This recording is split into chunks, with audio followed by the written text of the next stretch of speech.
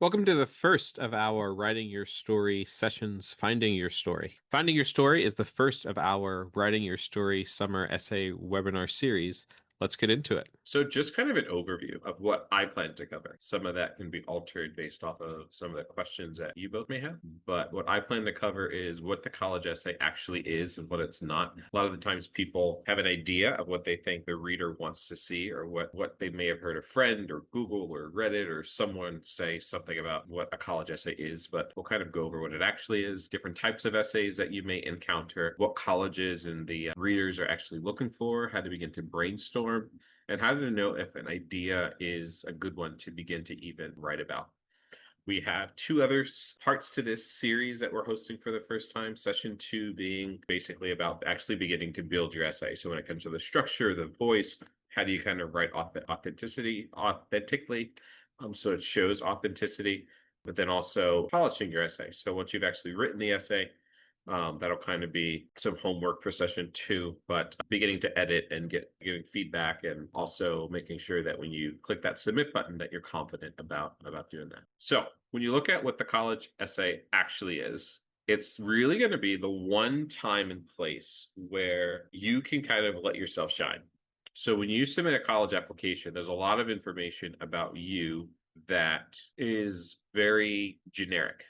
Your name, where you're from, what you want to major in, what you may want to minor in, like a lot of those things. This is the only time where you can kind of let yourself shine. This is the only time where you can kind of give a little bit of insight into you. So it's one of the only things, unless they also will offer an interview or require an interview, it's the only time where you can kind of humanize your application. Admissions counselors at many schools will be reading at times hundreds of applications and hundreds of essays, and they want to feel something when they do. Long story short, being on the other side of it, most of the essays they're going to read are probably going to be pretty boring, to be honest with you. They want to see something. They want to remember something. A lot of them will tell you that I've heard so many colleagues that I've had over the years say, it was that last essay, one of the last essays I read today, that's the only one I actually remember, because that's where I felt the feeling of the student. That's where I felt the vibe of like what they were feeling, and that's where I felt like I was actually in their story. And then at the bottom, literally, that's so true. So many times, which doesn't usually happen because you read so many essays and then you forget, but you read an essay and it's like, I'd love to meet this person. Like, that's kind of the vibe that you're like, I want that you should be going for when writing your essay. What it's not is a list of achievements. Like, a lot of people just kind of do the same thing they did for their activities list, and kind of just talk about all of those things and how all of those things kind of develop them into the person they are now. That's great, but you almost want like a thread or a theme throughout your entire essay as you're going through the essay. It's not a very formal academic paper. A lot of the times students will do an essay and I feel like they're using thesaurus.com. Like, I feel like they're trying to use every synonym that they possibly can to make their essay sound better. That's the absolute wrong thing to do. Having known hundreds of admissions counselors throughout the country now, some of them are really smart, but I would also honestly say, even though this is being recorded, some of the dumbest people I know, I feel, have worked in college admissions. I'm like, how did you get this job? Like, I don't understand. So, like, they're also, at times, they have to like Google what the heck your words are that you're using. So, like, just plain English, plain words, like having them get through your essay, again, being authentic. If you don't usually use this really big word, then don't use that really big word, because that's something that, is potentially going to make them pause and kind of forget a little bit of your essay, because they're like, well, what does this word actually mean? So keep it simple. And then it's also not a speech about why you kind of deserve to go to college. A lot of the times it's almost written in almost like a speech form, but that's not the way to do it, which I'll go through some of the ways to actually write the essay in a little bit. So knowing your essay, for the most part, most essays are kind of pretty much going to be around the same. Common App, which you can apply to over 1,000 schools on, you'll see typically you will have about 655 words for most of any type of essay that a university or a college wants you to write. For some people, that seems like a lot. For some people, it doesn't seem like enough. Some systems, even if you're not using Common App, some systems that some schools have, if you're using their specific application, they may not cap you on the words. So it's up to you to kind of count the words. Some systems that some universities use, they kind of stop you once you've used 650 words. The one thing you don't want to do is go over that. This is the application to the school. They're trying to assess so many things about you. You not following directions and typing a 700-word essay, not a good first look for the school. So can't stress that enough. Make sure that you don't go over that threshold for the amount of words that you are going to be using in your essay. But that is going to be the format for most personal statements or essays for most colleges, for four-year colleges and universities for an undergraduate degree. Want to go to grad school? Drastically different. I remember I think I wrote like a 3 or 4 page essay for my grad school application. So that's a little bit different. But right now, this is you kind of telling your story in 650 words. Supplemental essays may be required for some schools.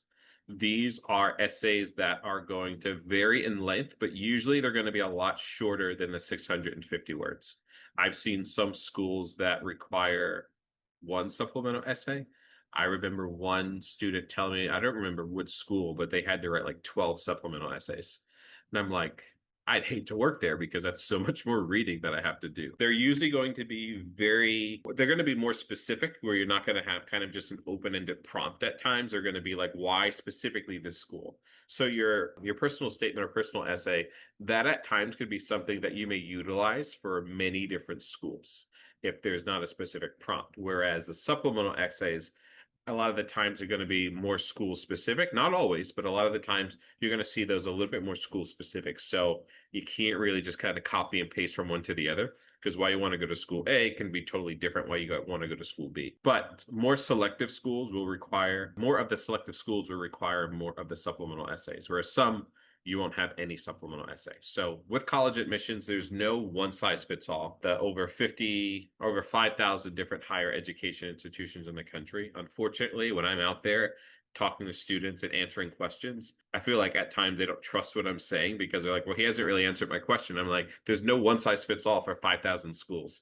If we all had a university that we all ran, we could literally pick whatever criteria or admissions process that we want. And it's pretty much what they do. But that's pretty much what the supplemental essay is, a shorter version of an essay. But with that too, there may not always be a limit to the wording that you will see. So just kind of make sure that you're also counting yourself just to make sure. At times you'll see also an optional like additional information section. Sometimes this could explain a gap year. So a gap year would be when you are, a high school senior this upcoming year. The next year, traditionally, most students, if they're going to college, most students will go to college then. But if you take that year off or maybe 2 years off, that's called a gap year. So what a gap year is, they kind of are what the additional information section at times will ask is if it sees that you graduated in, let's say June of 2027, but you're not coming to them until August of 2029, what did you do within that amount of time? So it's not a full-blown essay, but they kind of want some context as to what happened within this amount of time. It could ask, why did you take a gap year? What did you do on your gap year? Maybe, for instance, you had to work. So you're talking about you weren't going to be able to afford to go to college unless you kind of had a little bit of money. So you had to work, or maybe you took a mission trip, or maybe you had family things going on. Literally, they just want to know. So when you're looking at that additional information section, it can be very important to your application, depending on what you write about. Yeah, go ahead, Lily. Could this section also be used to kind of cover if you did pretty bad in a subject in one area and then you excelled in other areas, like why you weren't so strong in a specific subject? Sure. So for me, for instance, my senior year in high school, I was pretty much homeschooled the entire year because I was so sick. I had a bunch of different stomach issues. My junior year in high school, I think I failed 2 classes because of my medical issues. So my GPA was lower, which, you don't want it to get lower in your junior year when you're about to apply to colleges. You want it to continually go up. I was able to use kind of that section for me to explain that I had medical issues. This is why you see the downward progression. But here's, now I'm homeschooled. Actually had a teacher that would come to me and teach me a few hours a week. But now, it's going back up. And I was like, if you need any more documentation or whatever, those are the things. But, I got into the school that I wanted to go to, was there for 4 years, did great. But those exactly are kind of those things that you can add. What in your application needs a little bit more explanation or context that's exactly what you want to give the person that's going to be reading your application. But literally, that's exactly what I did, and I feel like that was probably why I got in. Whereas I don't know, my because of my grades and having failed two classes, two Fs on your transcript, that doesn't go well for your GPA. So those were two areas that helped me kind of dramatically. Excuse me. So you're going to see a few different types, or hear about potentially a few different types of essays that you can actually write. Probably the most common type is a narrative essay. This is just really a story from beginning, middle, and end, something that happened and something that you're kind of describing. Probably, again, the most widely used and probably a recommended starting point because it just kind of has a natural structure, and probably the way that you've probably written most things have been kind of just a narrative type essay. You got a descriptive type essay. This is more so a, painting really a vivid picture with more details, like a lot more details. Regardless of what you're writing, you should always add details. I tell people to think about the five senses. So I feel the best essays I've ever read was if I can close my eyes, and if you read me your essay, I could almost visualize myself in whatever you're going through or whatever's happening. That's the best. What did you see? What did it feel like? What did it taste like if you were eating something? What was the aroma? Like all of those different types of things. What did you hear? Like, how are you describing? Was it a dull sound? Was it a sharp sound? Was it constant? Was it like those are the types of things for an essay, regardless of the type of essay, I'd say are the best to write. Descriptive essays, you're talking a lot more detail than a narrative essay or a reflective essay or even a montage essay. When you look at a reflective essay, this is really thinking about like almost like what have you overcome or what have you learned from specific things that kind of help you get to where you are now. So was there a person? Was there an event? Was there something that kind of almost challenged your way of thinking to where you had a belief of something or you had a perspective on something that has changed because of that? That's more of like what a reflective essay is. Could be very powerful if you write about something good. Like for instance, one of the things that I wrote about, I remember, was the medical issues that I had when I was in high school. So for me, it taught me a lot about just overcoming obstacles. Like regardless of what's going on, you may always have something going on in life, but how do you kind of overcome that? What support resources do you have that you're utilizing? Like for that, those lessons that I learned back in high school, and I graduated high school almost 16, I think, years ago now. So like there's so many things that I learned back then that I still carry with me now. So looking at those types of things, like has there been anything where you've been able to reflect that you still go back to now? But those types of things will resonate a lot of the times with the readers because we all kind of have those moments. Whether or not we want to talk about them is different, but we all kind of have different moments like that. And then you have a montage essay, probably the least common, but this is more so a series of kind of short connected stories and moments of your life to kind of build to something bigger, to tell a full story. I'd say these aren't very as popular as the others simply because they're harder to write about. 650 words goes by very quick. Sometimes I've read an essay that had a specific prompt, and at the end, I'm like, I feel like they didn't remember what the prompt was. Like they start really good and they kind of have a good hook and everything, but at the end, I'm like, I feel like they felt like they had way more space to write and they just kind of stopped. So with a montage essay, I'd probably say that probably happens a little bit more when you're trying to piece together a bunch of different ideas or themes to fit into one. Whereas kind of going through the same type of thread or theme through your essay is probably going to be way more beneficial simply because it's better for you mentally to keep track of things. Whereas that's not always going to be the case when you're doing something like a montage essay. If you're unsure where to start, my suggestion is usually start with a narrative essay, simply because you can probably write the easiest narrative type essay. Potentially, you may switch to maybe a reflective or a descriptive, depending on how the direction of your narrative essay, where you start to talk about what you've learned from things, or you might want to give just a lot more detail. But for the most part, most essays I would say that most people are writing are going to be a narrative essay. Yeah, go ahead, Lily. Would you say that one type of essay, if you don't write a narrative essay, for example, if that makes you stand out over other applications, or would you say they're all pretty much the same? I'd say the biggest difference would be a montage essay because most people don't write about them. Whereas in a narrative essay, I feel like a lot of the times there is some type of reflection that happens. Also, in a narrative essay, I would say just because of using some like very descriptive words, like it almost turns into a little bit more of a descriptive essay. You can almost interweave all of them, all three of those into each other in a way. Strictly narrative, I would say, is the most common, but when it comes to reading an essay, more so the story that you're telling me is what sticks out. Regardless of what the topic is, I don't really care. But it's like they were able to captivate me through their writing, through a good hook, through a good ending, through, in the middle, like, oh, they're pulling this together. They're really making this make sense. Whereas sometimes, people will just submit things and I'm like, I have no idea where they're going with this. I have no idea where they tried to go with this. Like none of this kind of makes sense. And even in their head, I feel they try to convince themselves that like it's good, but then the other person reads it and it's just not. I always say have like 3 or 4 people read your essay. An English teacher too. Like if you know like an English teacher, even if not your senior year, but your junior year, you can go back to them and just be like, hey, can you help me out with this? And can you just kind of look this over? Like they're probably one of the best people that most high school students will know that would help that would be able to help them kind of write. But more so to your writing, that kind of is going to stand out. But a montage essay, just because it's the least common, if you do it well, that's good. But I'd rather read a narrative essay that's more common but well written, and I can learn a little bit about you to the point where I'm like, I want to meet Lily. I'm like that was a good essay. Like I hope I meet her on campus one day after I click the admit button and make your day. With the Coalition and Common Apps, both of them you can utilize to apply to multiple schools. Word count for the essay prompts are a little bit different. The most common type of application, kind of in its name, the Common App, you've got 1,000 schools on there. And then outside of these, you could just go to the most times university's application or the college's application and apply directly to that specific school, which is good. Those are kind of the differences between essays.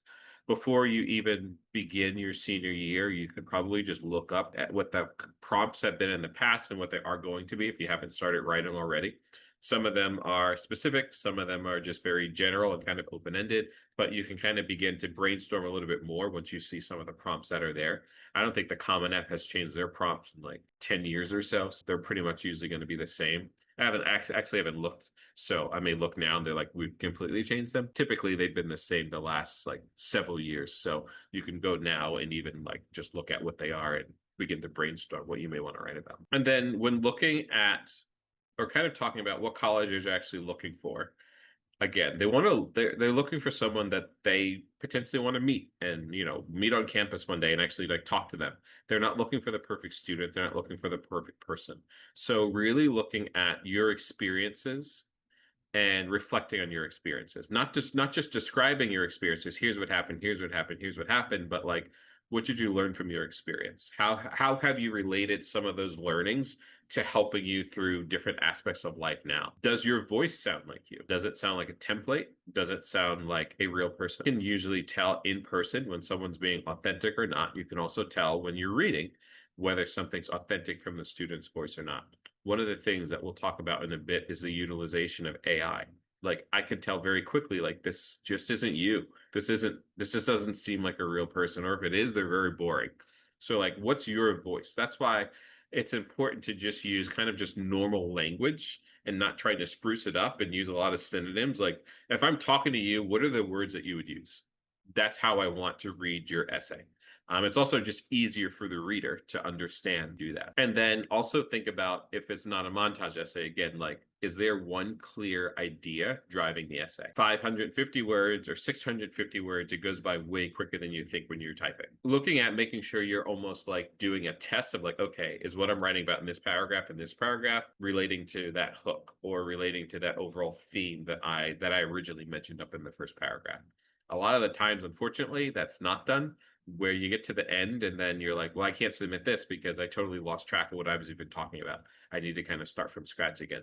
So almost like there's a book that I read called The Why Test. It was for people who are starting businesses. It was like, does your business continually pass this test? Basically being the why of like why you want to keep going, why you want to start it. So in your essay, what's that theme? What do you want to talk about? And are you kind of referring back to that throughout the entire essay? You don't want your reader to get lost. And then also looking at the growth aspect. So throughout your essay, is there any type of things where you are reflecting on something that gave you a different perspective of growth? Those types of things are also good to see because you talking about growth now and realizing and also implementing the growth that you've learned shows them that later on, even when you're at their school, potentially you're going to keep growing. You're not just kind of going to stay stagnant. If you feel like you have nothing to write about, which at times happens, a lot of people think like they need to have this, like if I put it into movie terms, like this Oscar winning performance of, that's not it. Just write about something. Write about something that's personal to you.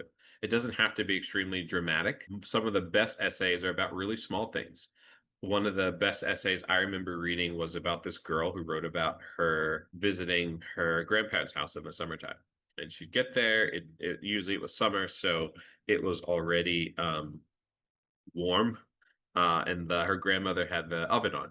And she knew that every time basically she was there in the summertime that they would bake a chocolate cake at basically her first day there. So she remembered, yeah, she talked about arriving, running up through the gravel to the opening the door. And she, felt it was so much warmer because it was the summertime about like their cabin or whatever that their grandparents lived in. The ingredients for the chocolate cake, the eggs, all these different things. And then talked about, her grandmother, remember her passing her the spoon and telling her to stir and how much to stir and how quickly to stir and the aroma from her mixing the batter from the cake. And then her grandmother giving her the spoon to lick after the fact with the batter on it as the cake's baking and the aroma of the chocolate cake and all these different things. And literally she wrote about a chocolate cake and like, spending this great time with her grandparents who had since passed away, but like cherishing those little moments of literally just baking a chocolate cake every summer. 7, 8, maybe 9 years later, I still vividly remember that because I'm like, ooh, I remember going to my great grandmother's house and I remember that aroma. I remember her letting me lick the spoon. Like there were so many different like commonalities there. I'm like, yeah, like it wasn't a dramatic story. It was just what was true. It wasn't very impressive. It wasn't too much of a big deal, but it was just something small that she remembered and she cherished, which made her also just begin to realize, you need to cherish the little things, not just the big things. But I've seen essays written about some things that people would seem crazy, but I'm like, that was a good hook. One of the ones I remember, I was helping out with an essay workshop, and we were asking the students like which one of these are good essays or not. And one of the ones I did it a few different years, maybe 3 years in a row. One of the ones that students said wasn't a good essay. This girl starts her story off. It was summer of blah blah blah, and um, I'll never forget the hot guy that I saw on the beach. And just because of that, there's so many students who are like, "Oh no, like you can't." But like she talked about that, and like this the detail that she put in the essay about like I think he was playing volleyball, but then it was like then her friend had next for volleyball, and like they then begin to get into like this volleyball tournament and like all these different things, and they begin to do that year over year. So the hook was great. Not often are you gonna think that it's okay to start your essay off with the hot guy at the beach, but she did, and it captivated the readers.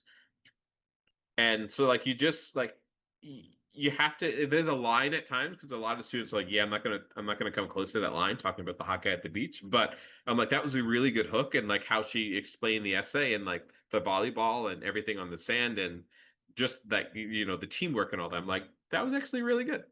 But yeah, depending on what you're writing about, you also have to kind of be careful.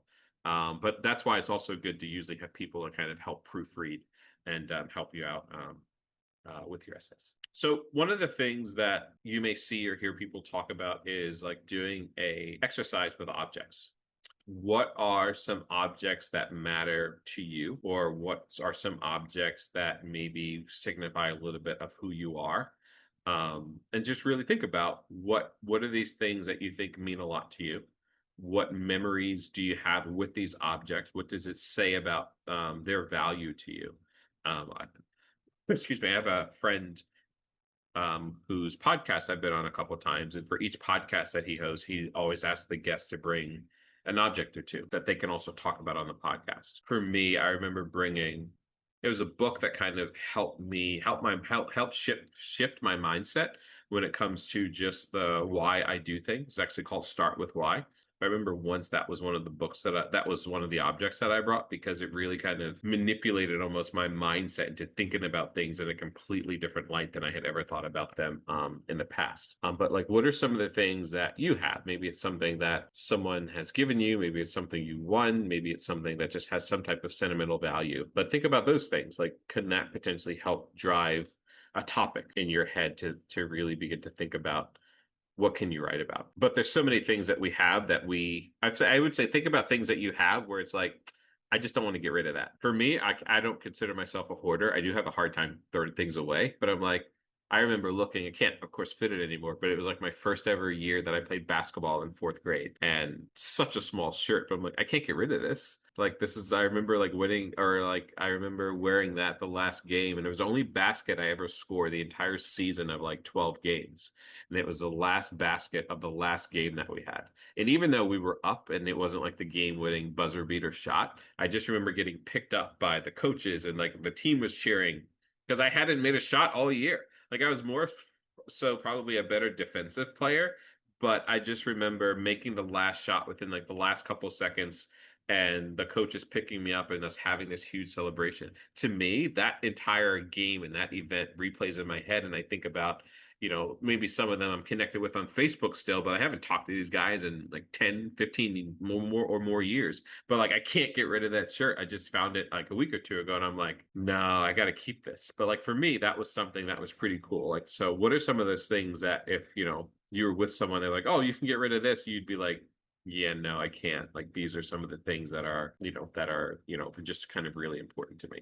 So if you're having trouble, think about, doesn't have to be an object, maybe it's a piece of clothing, or maybe it's a trip, maybe it's a trip that your family has gone on consistently and then all of a sudden it's like they want to change and you're like, well, no, like I want to continue to go to such and such beach in the summer because we have so many memories here. And so think about those things that are kind of important to you that you just wouldn't want to change or give up or give away. Looking at kind of when writing, at times you also want to look at kind of what do you care about, um, the things that you care about and the things that are important to you. That's what's going to set your essay aside from someone else's essay. When writing an essay, there are different prompts or different stories that people will talk about that can almost be copy and pasted to someone else. Like, what are some of those things that you can add to your own essay that I can't add to my essay? Those are the ones that probably are going to be the most beneficial to you because those are going to be the easiest ones to write about. If something's not easy to write about, there's probably other things out there that are going to be easier to write about. And once you kind of hone in on that, your fingers will just start going when it comes to typing because to you, that's an important moment. The most important things to us are usually easier to recall because they're memories that are important to us that we haven't forgotten many of the details for. But also think about just reflecting on things like what matters to you. When's a time or the last time that you felt proud of yourself? When's a time or the last time that you felt frustrated and what need of yours potentially wasn't being met? Feelings often are the things that are going to almost tug on the reader's heartstrings a little bit and kind of get them to be a little bit more intrigued into your essay, but also it kind of grounds your essay a little bit because I'm like, this is real to you, and it shows in how you're writing about it. Talked a little bit about this already, but some of the smallest moments will have some of the biggest meanings. What are some of the things that you may see as ordinary that is something totally different that is as much bigger to you than it may be to someone else? What are some of the moments that you still think about that may seem small but for whatever reason you can't get out of your head? Those are the things that you could probably write a lot about because you think about it often. Most of the other things here we've talked about too already, but like, is there any type of experience or something that changed the way you see something? Those are some of the best reflective things to write about. Some of the most, I would say, some of the areas of, I would say, to approach with care, like this says, mission trip, the comeback story from a sports injury, family sacrifice, immigration, death of a loved one, wanting to be in a specific profession. Those are things that probably are the most often written about. I wouldn't say don't write about these things. Be cautious of how your story is going to be different. Again, is your story, can I copy and paste this and can this be specific to someone else? Or is your story going to be different enough and have enough personal things in it where I can be like, oh, this is Prina's story, this is Donovan's story, this is Lillian's story, no one else can really duplicate this. But oftentimes things that you see on your screen in front of you, some of the most written about things, and gets a little bit boring when you've read six of them in a day. So think about what are some of the things, if you are going to write about these things. Again, I'm not saying not to, but just think about why you're writing about this. What did this mean to you? What are some of the details that you're going to include that no one else can include in your own essay? And then looking at AI, what are either of your thoughts on this? How do you think you could potentially utilize AI in your essay, or do you think it shouldn't be used at all? What are your thoughts? I feel like if you're having trouble putting to words, like if you have an idea and a thought in your head, but you're kind of having trouble putting it together in a sense, like if you just brain dump to AI and let it take that story and kind of hone in, and then you obviously write it on your own and add your own, but it kind of gives you a place to start. Yeah, I definitely agree with it, like giving you a place to start with. I personally like wouldn't want AI to write out an essay because then I would start comparing what I write to what that writes, and then it automatically becomes like inauthentic and not really me. Yeah. Um, I would say like the only time that it like in my opinion could be used is when you want to like check grammar or like sentence flow or something like that, but I would rather it be authentic than written by something else or like compared to something else. Yeah, so maybe I should have consulted you too when I was creating this, but pretty much what you said is exactly what I have here. Outside of sometimes there's a prompt maybe for a supplemental essay that you're not 100% sure on, where it's like, I don't really know what this is. Can you kind of break this down or explain it? But yeah, when it comes to brainstorming, 100%. At times you're just stuck and maybe you have something good you want to write about, but it can help you just brainstorm topics, different ways to include different themes in your essay. But I would say all of what you said is great, especially the grammar part. Like for me, or for many of the admissions counselors I know who have read essays, not all of them are, they're not an English major where they're going to have no clue if you're missing a comma somewhere or you added an apostrophe somewhere like it shouldn't have been. But the big things of just, capitalizing your sentences, making sure there's periods, like those types of things are big. When it comes to commas and things, yes, I would say you want to make sure those are your entire essay is grammatically correct. But again, these admissions counselors didn't major in English, so they may not really know too much about where things should go or really care as much as some others. But some of the things that you want to just make sure of, again, like you're like I remember seeing my first essay where someone used LOL in their essay. And I'm like, oh no, we can't be heading in this direction. Or like, they're just using those types of abbreviations. And I'm just like, no. I remember someone that once, which just wasn't as bad, but they use like a smiley face, like the colon and then like the parenthesis. And I'm like, I don't know if I would have used that if that was me, but like I get it because at the end, like it made sense, but I don't know. It was just weird. So just being careful because you don't know who's reading your essay. So just kind of not trying to go over that line and kind of just making it normal in a way.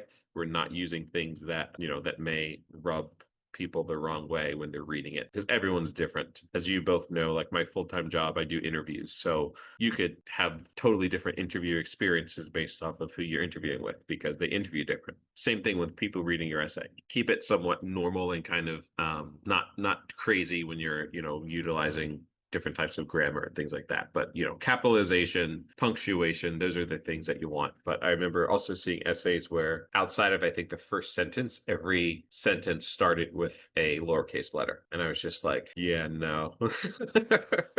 It's not going to work out for you here. And regardless, too, like you could be applying to college and you're writing an essay, but you could also be applying to a scholarship and have to write an essay or something like that. And like it's just so important. And this is your one time to shine. You want to make sure that everything you're putting forward is good. Looking at where it shouldn't be used, as we said already, just writing the essay. It's going to sound very inauthentic, especially if you've got those M dashes that are in there that are just gives it away when you're using AI.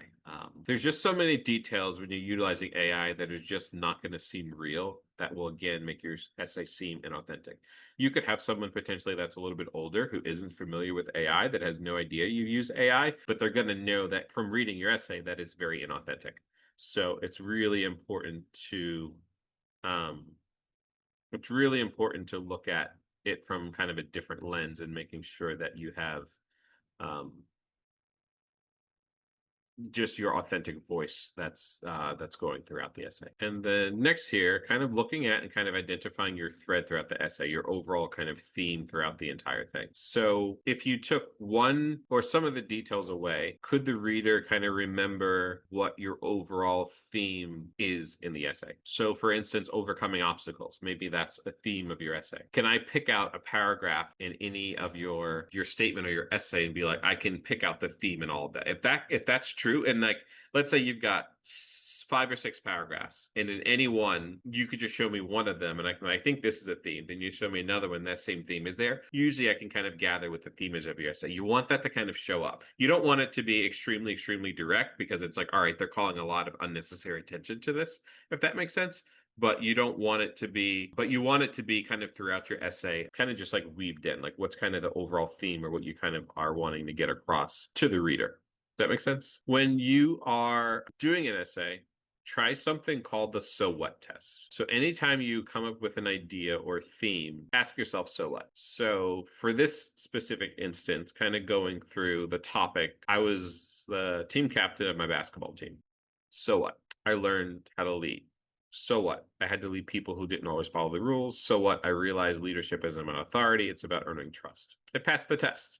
But if you can't ask yourself, so what, 3 different times on one specific topic, you're probably not going to have enough sentences to write about. So let's say at least for each paragraph, you want 5 sentences each. You got your topic. This right here could be its own paragraph because you kind of explain each of these different things. So a lot of the times people will come up with a topic or an area that they want to talk about, but then they can't really continue with the overall topic that they want to do. Like if I learned to lead, like there was nothing else after that you could really have a substantial like sentence after, you probably don't want to use that topic to start off with, that you were the captain of a basketball team, because in your essay, I'm literally going to ask myself, so what? You're the captain of a basketball team. Like, why do I care about that? Oh, you learned how to lead. How did you learn how to lead? Because you led people who didn't really know how to follow, want to follow you. And then the overall lesson of that was that leadership, you realize, isn't about authority, but it's about earning trust. So that passes the test. So that's one of the things that's also in the supplemental material that I attached and sent you both to, like really thinking about some of the things that you want to talk about and asking yourself and going through the so what test. And then thinking about, is it a good topic? Can you answer that test? Can you only write this too, like we've talked about? And are you excited to write about? Again, if you can't write about it, so many students just get really stuck.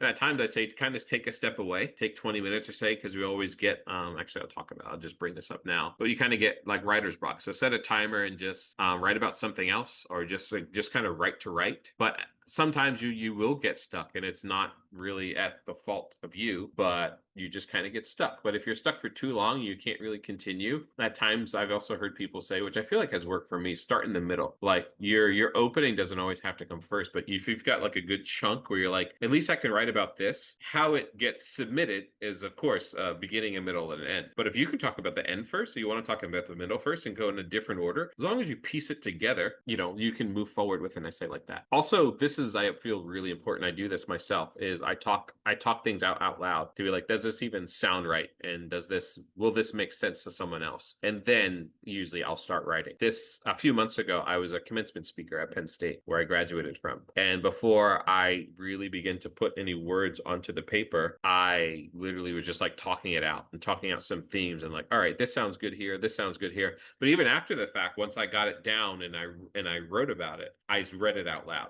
And I changed it multiple times, where I feel like they were getting sick of me because I had to resubmit it to them a bunch of times after the deadline.